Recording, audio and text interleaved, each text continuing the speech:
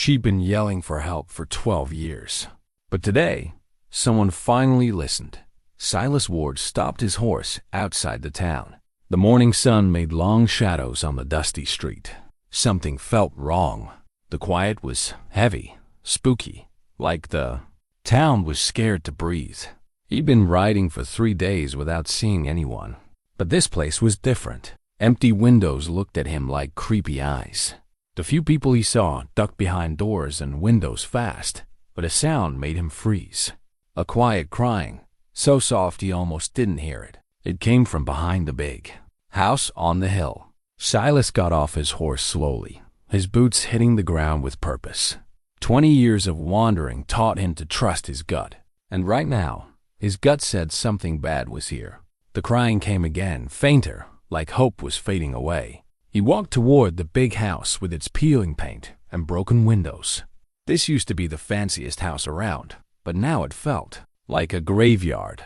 The crying got clearer, definitely a woman's voice, but it wasn't from the house. It was from a small wooden shed behind it, an outhouse. Silas felt super cold. Nobody cries in an outhouse. Not like that. Not with such sad, broken sobs that told of years of pain. He got closer, stepping carefully and quietly. The crying stopped suddenly, like someone inside heard him. That's when he saw the chain. A thick iron chain went from the door handle to a metal post stuck deep in the ground.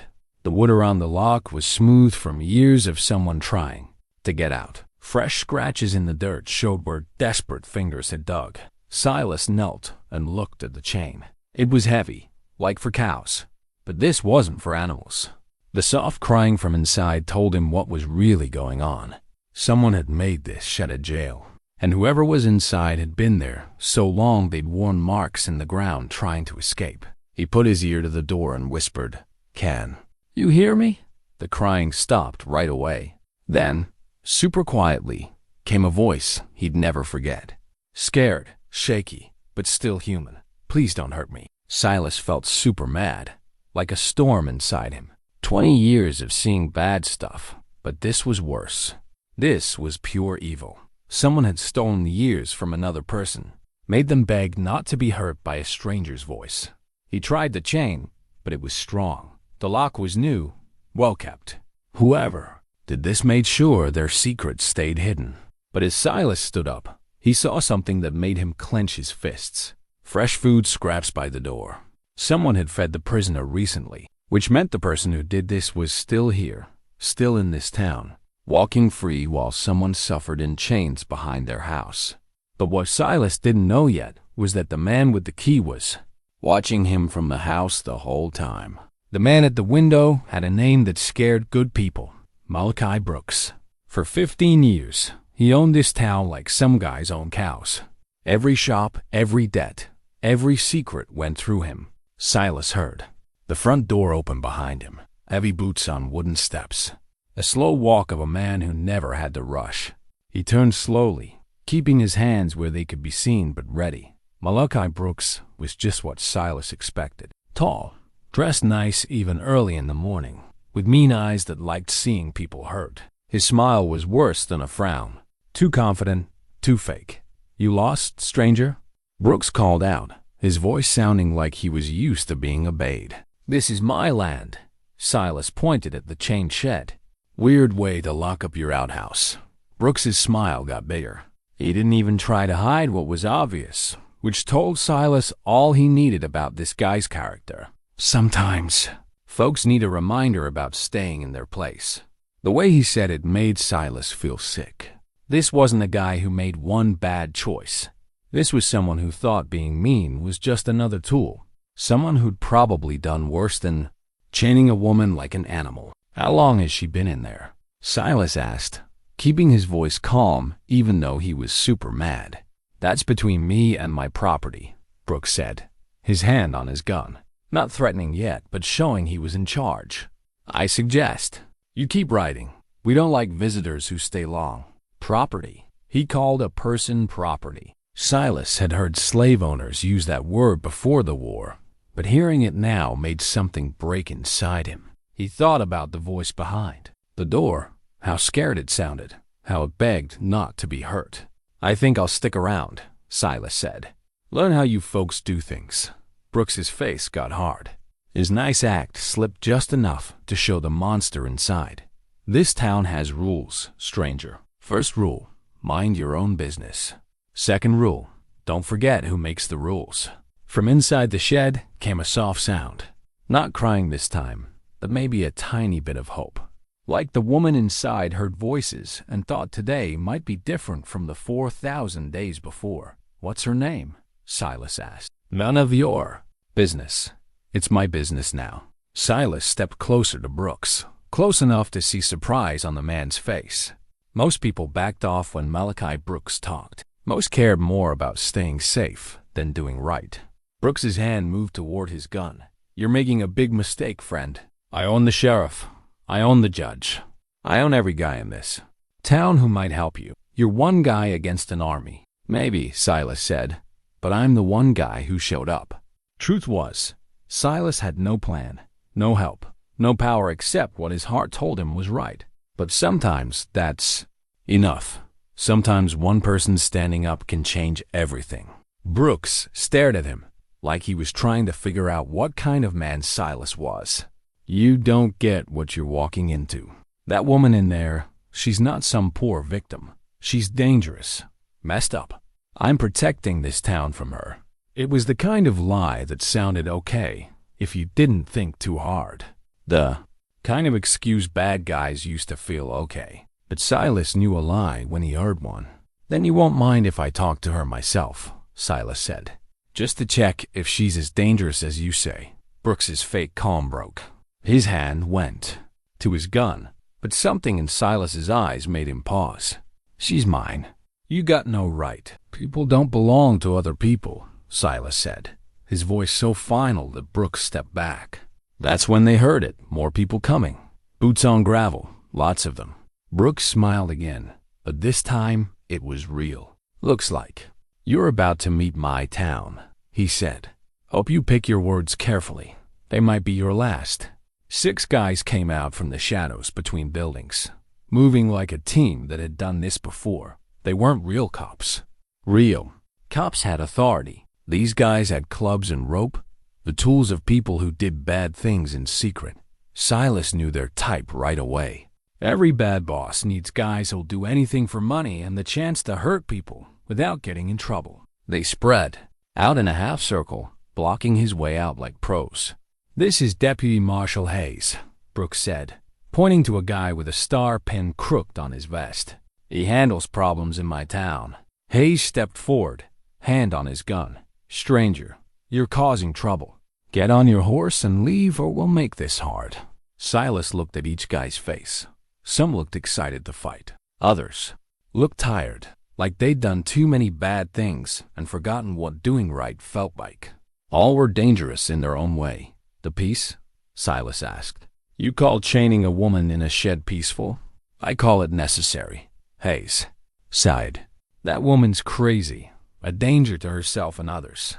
Mr. Brooks is taking care of her when no one else would. The lie was so smooth, Silas wondered how many times Hayes had said it, how many people had asked questions over the years, how many had been convinced to ignore it by this same story. From behind the shed door came a sound that cut through their lies. A woman's voice, weak but strong. That's not true. Please, whoever you are, that's not true. Her words hung in the air like a big truth. Simple, honest words from someone with nothing left to lose. Hayes' face turned red, but Brooks just shrugged like it was nothing. See? She's confused. Doesn't even know her own state. But Silas heard something else in her voice. Smarts. Clear thinking. The kind of desperate clearness that comes from years of being called crazy when you're not. This woman wasn't crazy. She was trapped. What's her name? Silas asked again. Cora. The voice answered before anyone could stop her. My name is Cora Maddox, and I've been here for 12 years. Please don't leave me. The name hit the group like a punch. 3 of the guys looked at each other. One stepped back. Hayes' confident look broke just enough to show he wasn't sure. Cora Maddox, Silas repeated, watching them. That name means something to you. Brooks's jaw got tight. Means nothing. Just a sick woman's nonsense. But Hayes looked at his boss with something like doubt or maybe fear. Boss, maybe we should… What? Brooks snapped. Let some random guy walk in and tell us how to run our town. The tension between them was clear now. Whatever Cora Maddox meant, it was bigger than just one woman in chains.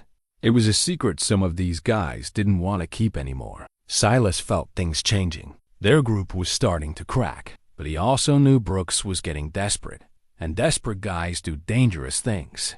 Tell me about Cora Maddox, Silas said, loud enough for everyone to hear. Tell me why her name scares you. That's when Brooks pulled his gun, but he didn't aim at Silas. He aimed at the shed door. Some secrets, Brooks said, his voice super calm, are worth killing for. The quiet that came next was the kind before a fight. 6 guys with weapons, 1 stranger with none, and a woman whose only crime was saying her name. Silas thought about his chances and didn't like them. But then Hayes did something surprising. He stepped between Brooks and the shed door. Boss, we can't just shoot her. Not with someone watching. Then we make sure there's no one watching, Brooks said, turning his gun toward Silas. That's when Silas learned something about the guys around him. They were okay with scaring people or maybe fighting, but killing someone in broad daylight was different. 2 guys stepped back. Another let go of his weapon. Only 3 were still ready to follow Brooks into whatever bad thing he was planning. Hayes is right, one of the nervous guys said. This has gone too far.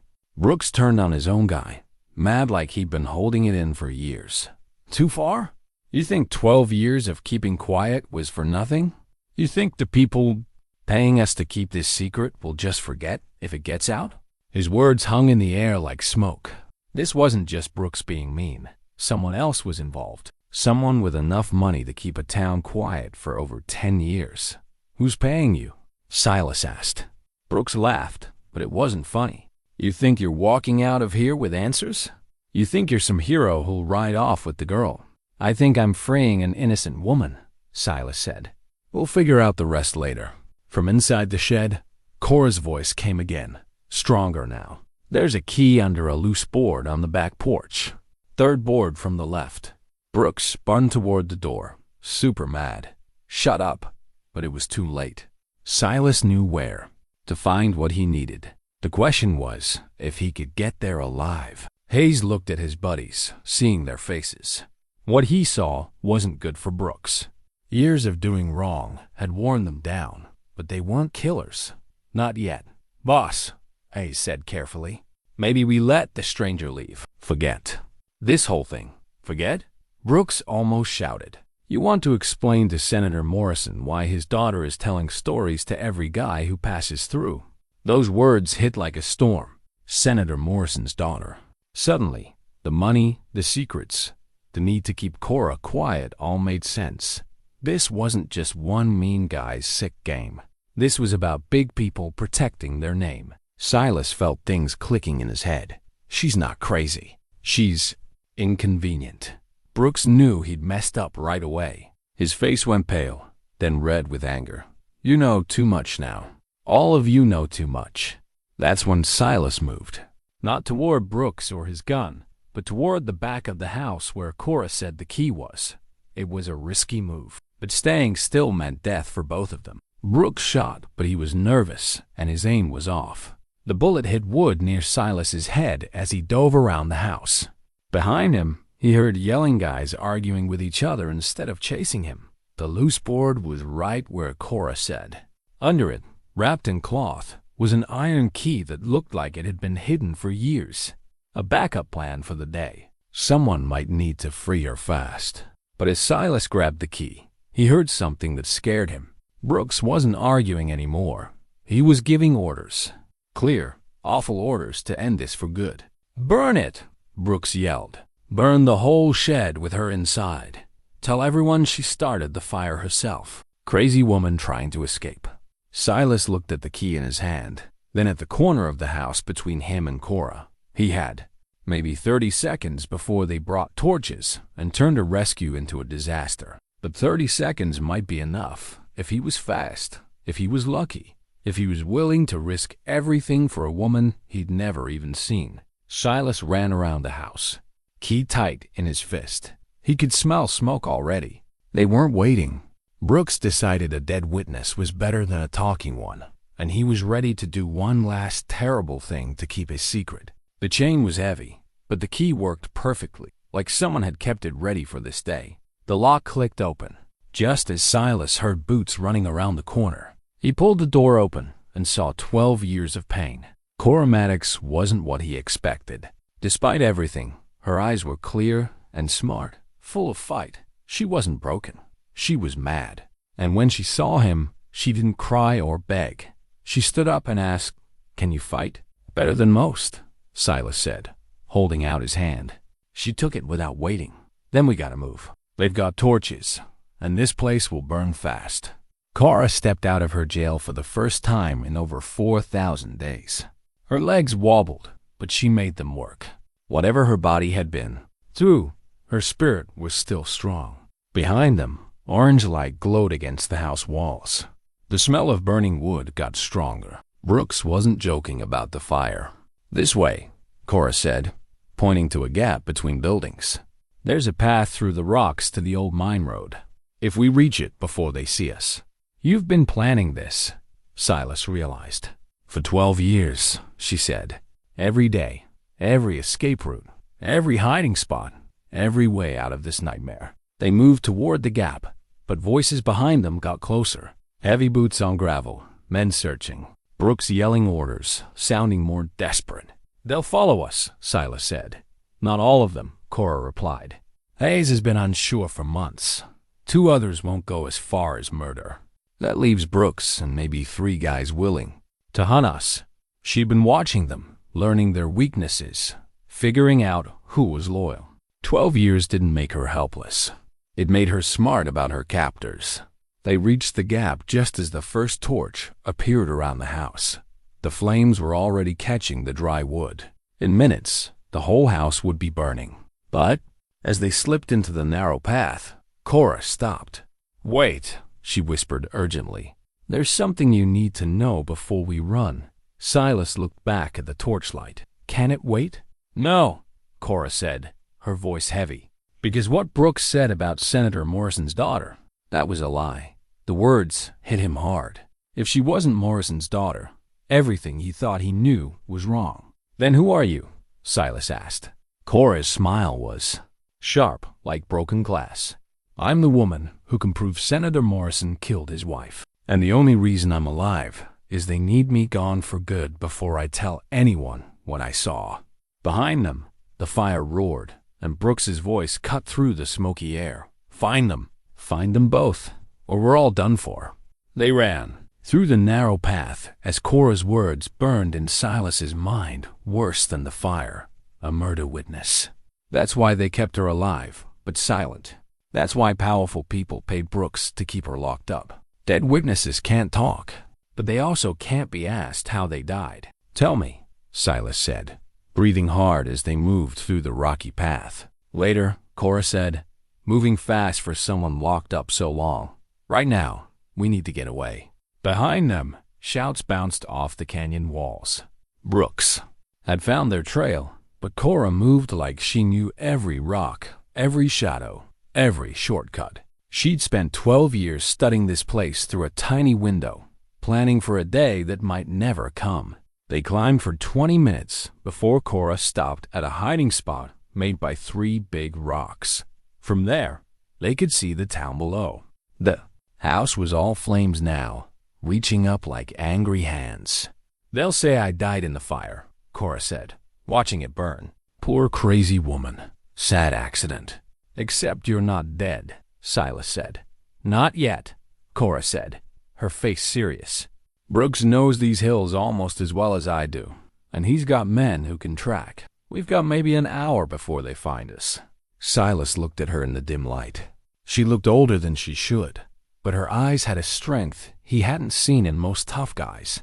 12 years of being locked up didn't break her. It made her stronger. "Tell me about Morrison's wife," he said. Cora was quiet, like she was deciding if she could trust this stranger who risked everything for her. Then she spoke. I was her maid, went everywhere with them. Margaret Morrison was a good woman, kind. But she found out about her husband's dirty deals, bribes, land scams, people hurt by his greed. She was going to tell everyone. She was going to leave him, take their daughter, and go east where he couldn't touch them. But Thomas Morrison couldn't let that happen. A senator's wife leaving in a scandal would ruin him. So he made it look like an accident. Silas felt things making sense. You saw it happen. I was in the next room when he pushed her down the stairs. Heard him practice his fake crying before he called for help. Watched him hug his daughter while Margaret's body was still warm. Cora's voice was steady, but her hands shook with old anger. Why didn't you tell the police? Cora laughed, but it was bitter. What police? Morrison owned half the judges around here. The other half owed him favors. I tried to run, tried to take his daughter with me. That's when they caught me. The daughter? Where is she now? Safe. Morrison sent her east to family right after the funeral. Said she needed to heal away from bad memories. Really? He was scared. I told her what I saw. Below them, riders were spreading out from the burning town. 6 guys on horses moving carefully up different paths. Brooks wasn't giving up. He couldn't afford to. There's more, Cora said. Letters. Margaret kept proof of everything she found about her husband's crimes. Names, dates, money. She hid them before she died. Where? That's what Brooks has been trying to get out of me for 12 years. Why they kept me alive. Why they didn't just kill me. Cora's smile was fierce.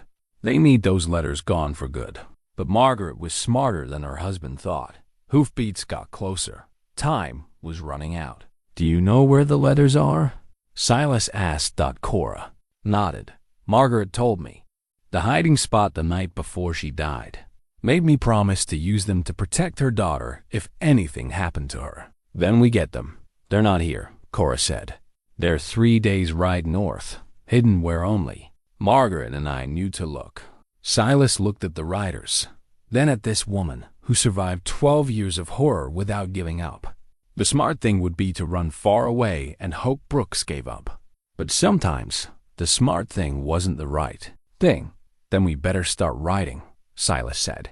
Those letters are going to take down a senator. They moved through the canyon like ghosts, staying just ahead of Brooks and his men.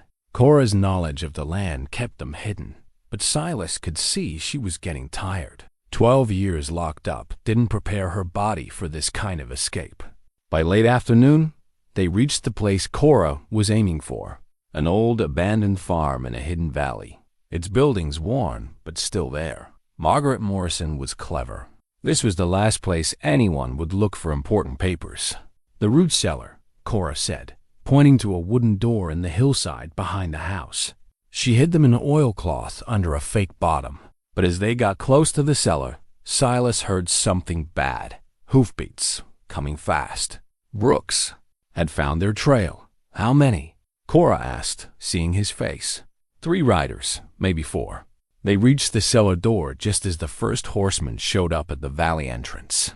Silas pulled the heavy door open, showing stone steps into the dark. Get the letters, he told Cora. I'll hold them off. They'll kill you, maybe, but if we both go down there, we're stuck. This way, you've got a chance.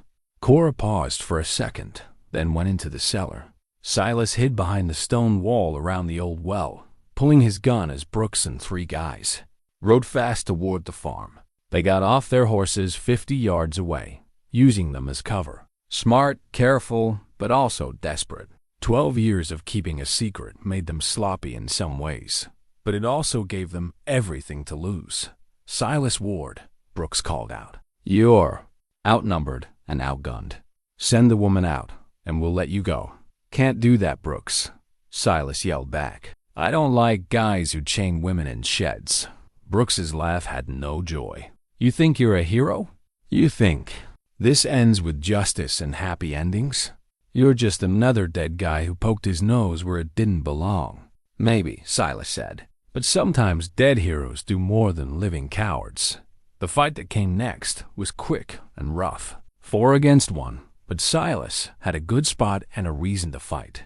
When the dust settled, Brooks was dead in the third, and 2 of his guys were hurt. The third ran off. Cora came out of the cellar with a leather folder that looked like it held enough secrets to bring down big people. Her face was serious but strong. "Is it over?" she asked. Silas looked at Brooks's body, then at the hurt guys who weren't a threat anymore. "This part is." But Brooks was right about one thing. Morrison has powerful friends. Getting these letters to the right people won't be easy. "Then we better start now," Cora said. Margaret Morrison waited 12 years for justice. Her daughter deserves to know the truth about her parents. They rode out of the valley as the sun went down behind the mountains. Ahead was a tough trip to the territorial capital, where honest judges still existed if you knew where to find them. Behind them was a burning town and a secret finally out in the open. Cora Maddox had been chained for 12 years, but she was free now, and she carried the power to make sure the man who stole her life would pay for every day of it. Senator Thomas Morrison's punishment was coming, and it had a name.